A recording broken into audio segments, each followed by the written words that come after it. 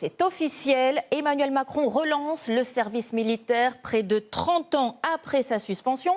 Et face à la menace russe et au risque de conflit, il s'appellera service national sur la base du volontariat. Pour les jeunes de 18 à 25 ans, il sera mixte et rémunéré. Tous les détails et les premières réactions aussi avec Victor Topno, Charlie Nurel et Omeya Gessoum. Journée d'entraînement pour ces jeunes recrues. Contact à gauche, contact à gauche. Gabriel, 17 ans, vient tout juste de s'engager dans l'armée il y a 2 mois. C'est un métier où on est là pour se rendre utile pour la population. On est là aussi pour représenter les valeurs de la France. Tout ça, et moi, c'est aussi quelque chose qui me tient à cœur. Maniement des armes, des outils de télécommunication. Ces jeunes n'ont pas attendu le retour d'un service militaire pour rejoindre les rangs. Face à moi, j'observe 2 VBL parler. S'engager, c'est pas toujours facile.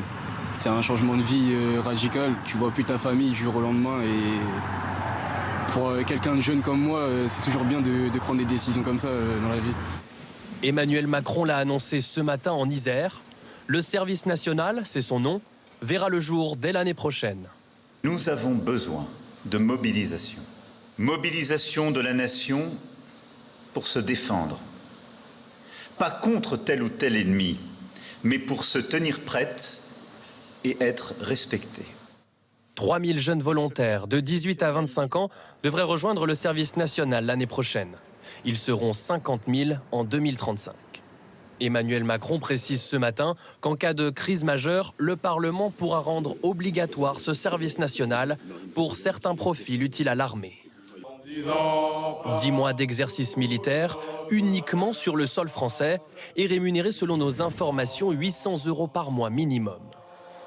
Autre mesure, la journée défense et citoyenneté devient la journée de mobilisation. D'ici, vous voyez un peu flou. C'est à l'issue d'une journée comme celle-ci que les jeunes pourront s'engager dans le service national.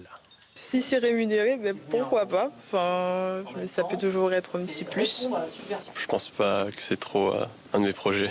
Selon nos informations, l'instauration du service national devrait coûter 2,3 milliards d'euros, dont plus de la moitié financera la construction d'infrastructures d'accueil, car de nombreuses casernes ont été cédées ou réhabilitées depuis la suspension du service militaire en 1997.